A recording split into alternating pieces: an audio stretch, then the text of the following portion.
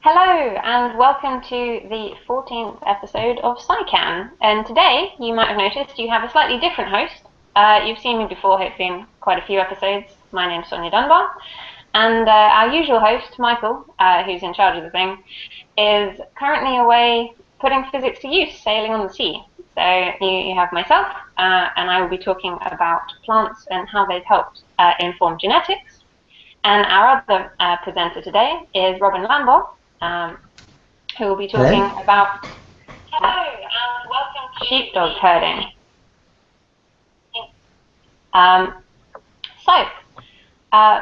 To start the show, I'll kick off with what plants have taught us about genetics. So, in order to do this, I need to show you a photo, which I should be able to do, like this.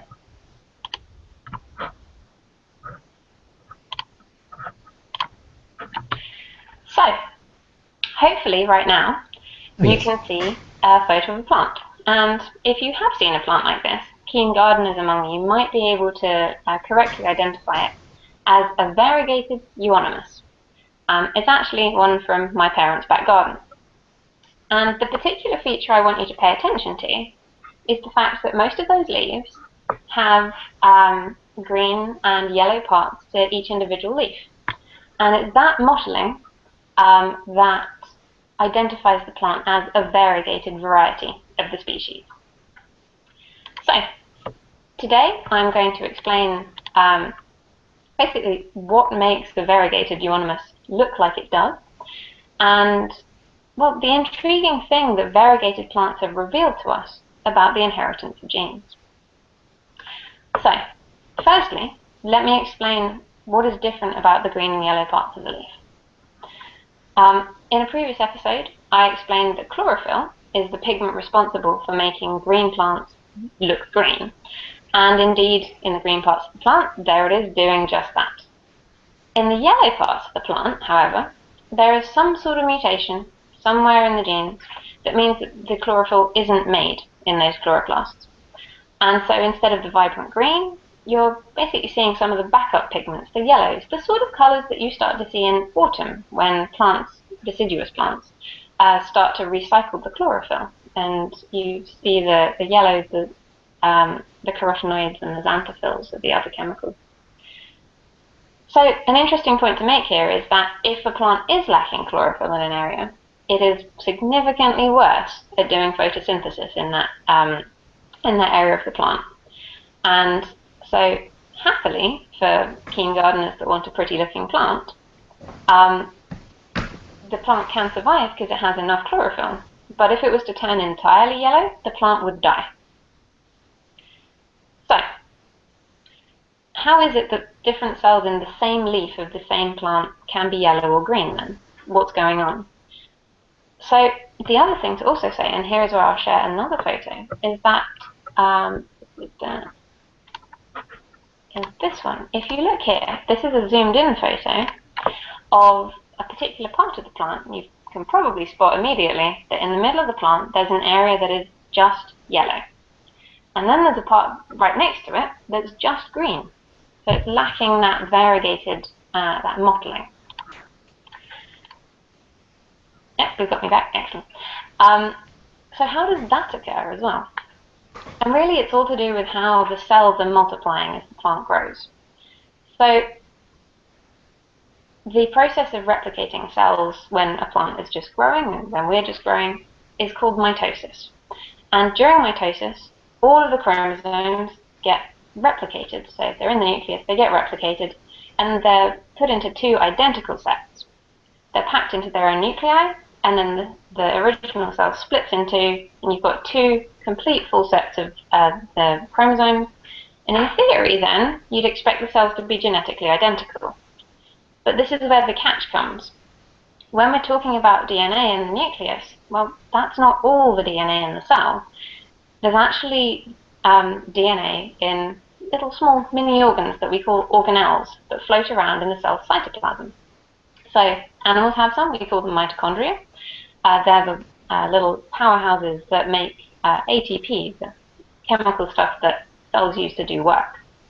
Plants contain another particularly notable organelle, which is the chloroplast. It is indeed an organelle, and it does contain some DNA. It's fair to say that these cytoplasmic genomes are a fair bit smaller than the amount of genetic material in the nucleus. So, to put this in perspective, in humans, the amount of DNA in the nucleus is encoded by about 3 billion base pairs. The amount in the human mitochondria is about 2,000 base pairs. So we're talking a very big difference in size, but you know, those 2,000 base pairs, they make an important difference to the functioning of the cell. And it is thought, due to the way evolution has occurred and we've acquired these organelles, that once upon a time they had more in terms of DNA, but those genes have slowly migrated to the nucleus so that the cell can control them centrally, which is quite nifty, really. So, why are these organelles? Why is this DNA in the cytoplasm behaving differently? It's all down to how mitosis occurs. So you remember I said that the nuclear chromosomes are replicated faithfully, and then that pinching of the cytoplasm that occurs to separate it into two new cells is kind of random. You get about 50-50% of the cell material going into each cell, but there's nothing to say which organelle has to be where when that happens. It's sort of like if you had a bag with, say, 12 different colored balls inside, 6 green and 6 yellow, and you picked 6 out for one new cell. The chances of picking out exactly 3 of each color is not that high, actually. And it would be quite easy to say pick out, I don't know, 4 yellow and 2 green. And you can see how we're starting to slowly bias the ratios of green and yellow in our bag or in the cell. Now, you also probably noticed in that example we've just reduced the number of balls we have as well. The cell does do something about that. Cells start off a bit smaller than they end up, and they multiply the various parts inside them using the template of the original parts they have. And so, for the sake of this example, we'll assume that they just strictly increase it back to, strictly double everything they have back to 12. And you can see how if you then have 8 yellow and 4 green, that when you then do this selection again, you might fairly quickly end up with balls of just one color in a cell. And once you've got to that stage, everything from that cell onwards will be that one color. And that's how you've ended up with a purely yellow branch or a purely green branch. And the decision would have happened lower at the base of that branch. And that entire concept of how these colors end up partitioned is called cytoplasmic segregation. And it happens a lot. It's just not always so noticeable because plants happen to be particularly colorful. It was how we noticed it there. And it particularly was noticed when looking at variegated plants reproducing. So some of you may have heard of a very famous monk called Gregor Mendel, who back in the 1800s worked out how nuclear genes were inherited. But in 1910, a man called Carl Correns noticed that the progeny, so the offspring, of a different variegated plant, called the 4 o'clock plant, couldn't be explained with the scheme that Mendel had come up with. So he did some experiments to prove what was going on, and he crossed pollen from one plant with the ovaries from flowers from another, and he took note of the color of the branches that each ovary or pollen came from, that the flowers were on.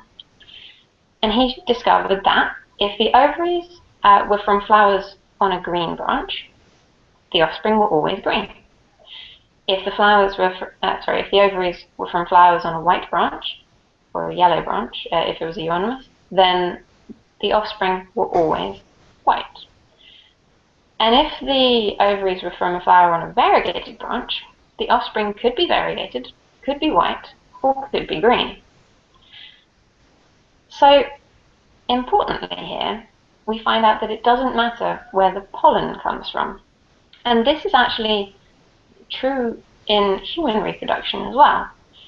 In terms of inheriting cytoplasmic genes, it's only the female of the species that passes on that DNA.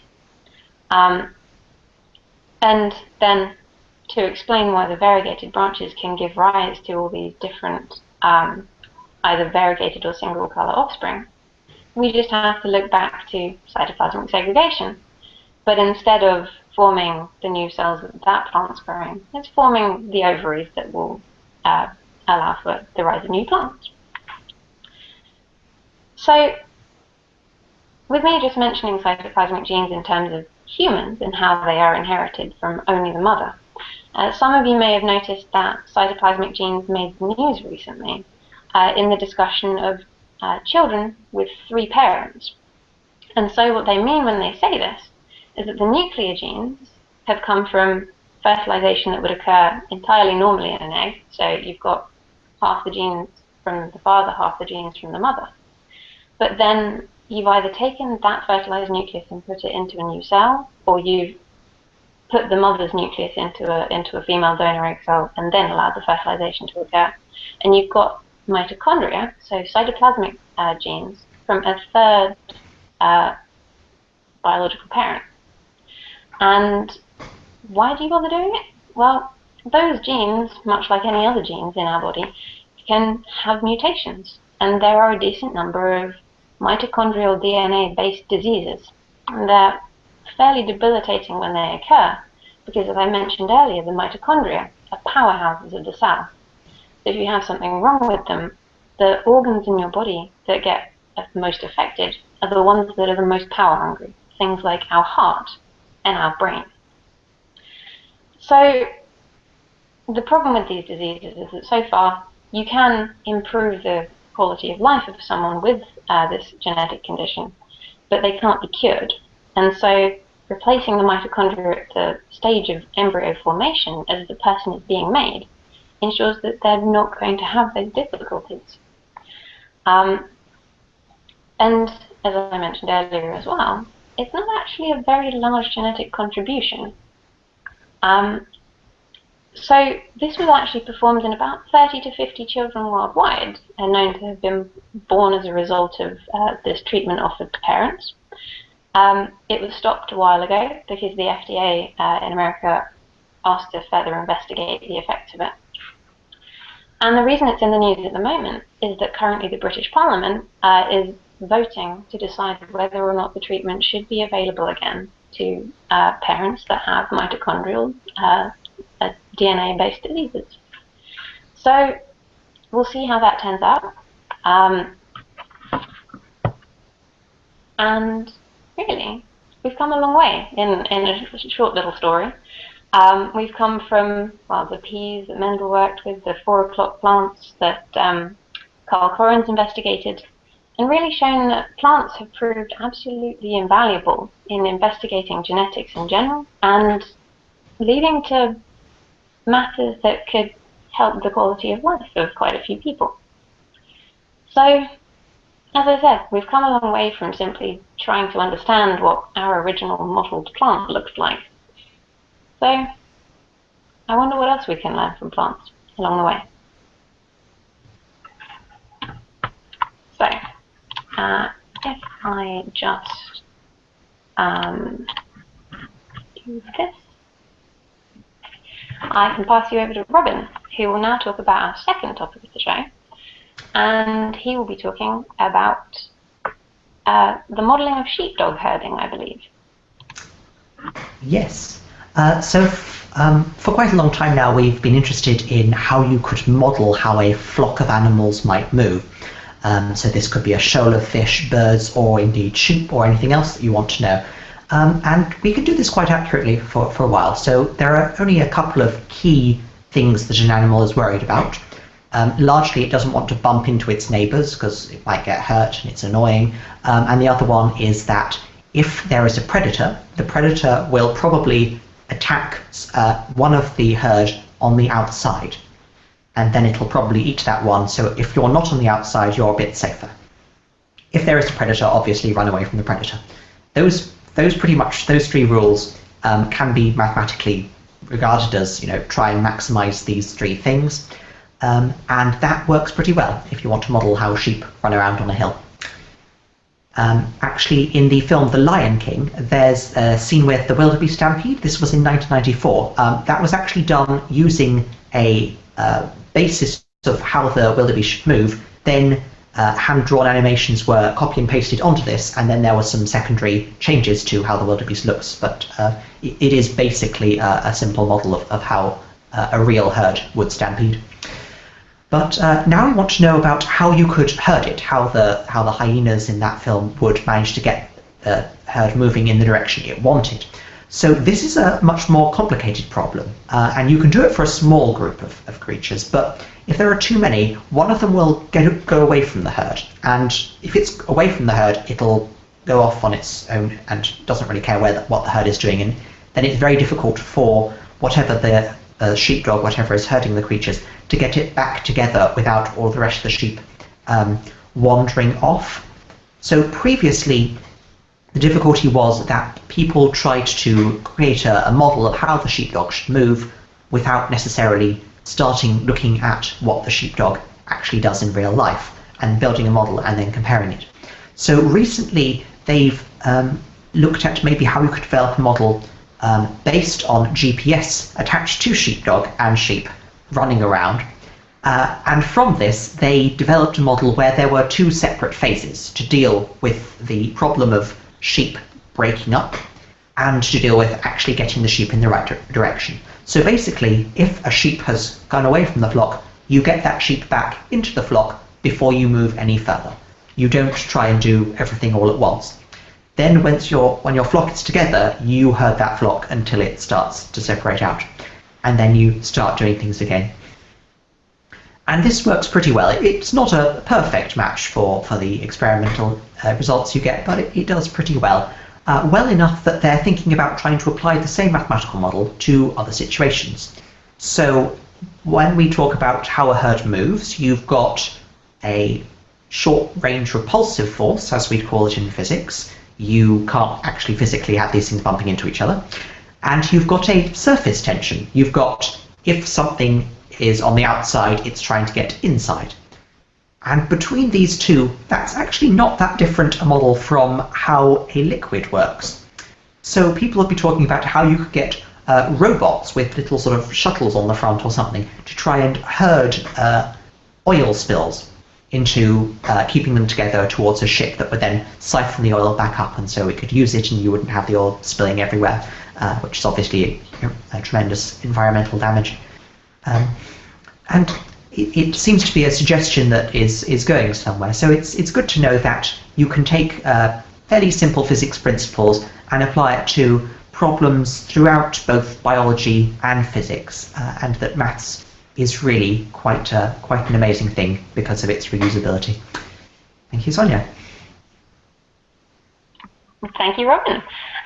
I have to say, I've never thought of being able to, pretend that sheep were a liquid in sort of a new application, which is quite nifty. So when you were talking about that, I was thinking about the fact that I think I'm right in saying that some people modelled how wolves were able to hunt in packs and how they coordinated. And I think they managed to work it out down to several sort of fairly simple rules that each pack member must be obeying in order to successfully chase off one particular animal from their herd, which is, I guess, like reverse sheepdog herding, kind of. But yeah, I hadn't really considered the problem from a physics angle. But yeah, that's quite neat. I think I don't see any questions coming in from online for now. So if you do have questions, feel free to leave them in the comments and we'll get back to you via a typed method. And other than that, we will see you in a month's time. And hopefully Michael will be back, having sailed the 7 seas, to lead us once again, and we'll see what people will be talking about next time. Thank you very much, Robin. Thank you. And good night. Bye.